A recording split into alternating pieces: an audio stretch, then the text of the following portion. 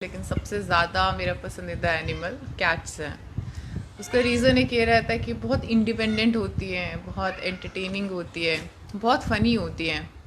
वैसे इनको बहुत ज़्यादा टाइम डिवोट नहीं करना पड़ता। अगर आप ऑफिस जाते हो या आपको घर का काम रहता है हाउसवाइफ्स को, या आपको कुछ और अपने इंगेजमेंट्स रहते हैं बाहर, तो कैट्स अपने आप में मैनेज कर लेती है। 18 घंटे तो वो सोती है 24 घंटे में से। तो एक तो लो मेंटेनेंस रहता है, आपको हर टाइम उनका फिक्र नहीं करना पड़ता है।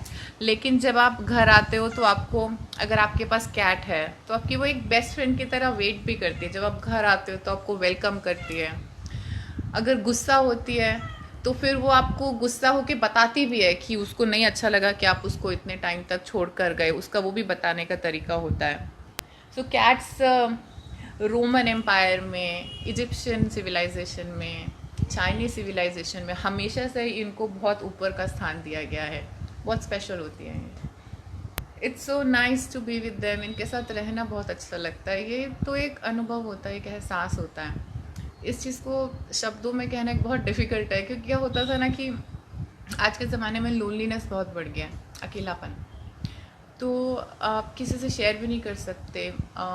लोग मजाक भी बना सकते हैं कि क्या होता है अकेलापन।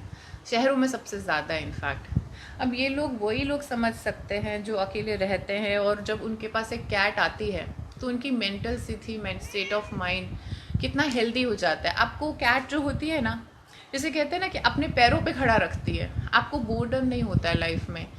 आपको ऐसा बोर होने का तो विचार ही नहीं आते। कुछ ना कुछ वो एंटरटेनिंग लगा ही रहता है।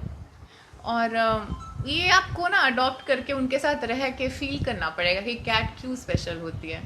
इसको बहुत ज़्यादा वर्ड्स में नहीं बोल सकते। You have to adopt one, you have to be with them, you have to stay with them, you have to feel their love. उनका प्यार ऐसा डॉग्स से अलग होता है। डॉग्स का प्यार होता है कि वो बहुत आपके ऊपर जंप करते हैं, आपको दिखाते हैं कि we love you, he likes me. So इनका एक अलग स्पेशल तरीका रहता है प्यार दिखाने का।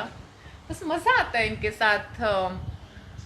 आज भी क्या हुआ कि सुबह मैं एक छोटा सा इंसिडेंट शेयर करती हूँ। यहाँ पर एक कैट आया करती थी, वो बाहर की कैट थी, वाइल्ड कैट थी। तो वो 24 जून जब से मानसून स्टार्ट हुआ है वो नहीं आई है। तो मैं वो रोज़ सुबह और शाम 2 बार आती थी, फीमेल कैट। और वो आके हिचका पे बैठती थी और मुझे चिल्ला चिल्ला के शी वुड से कि मेरे साथ बैठो और हिचका पे झूले दो मुझे, इस तरह से। तो 24 जून से वो नहीं आई है और मैं उसका रोज़ वेट करती हूँ कि वो आ जाएगी आ जाएगी। कहीं उसको कुछ हो तो नहीं गया, एक सेंस ऑफ क्लोजर नहीं मिला, क्योंकि मैं सोचती हूँ उसके बारे में।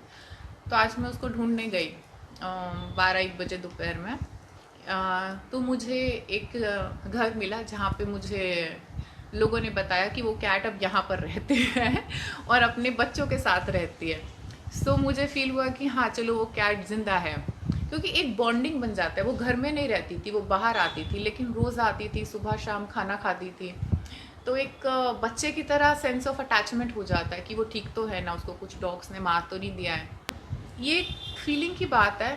जो लोग इनसे कनेक्ट कर पाते हैं वही लोग समझ पाते हैं कि कनेक्शन कितना स्पेशल होता है। इसको सिर्फ शब्दों में बताना एकदम जस्टिफाइड नहीं होगा। फीलिंग आपको लेना पड़ेगा ये। अगर आपने इंसान जन्म में रहते हुए यहाँ पर अगर एनिमल्स के साथ कनेक्शन नहीं फील कर पाए तो आपने कुछ मिस कर दिया लाइफ में, बहुत कुछ मिस कर दिया। क्योंकि एक बहुत स्पेशल फीलिंग है कि कोई वाइल्ड पोपट अंदर आ रहा है, आपके सर पे बैठ रहा है, आपसे खाना मांग रहा है। इट्स सो स्पेशल कि उसने आपको चूज़ किया है।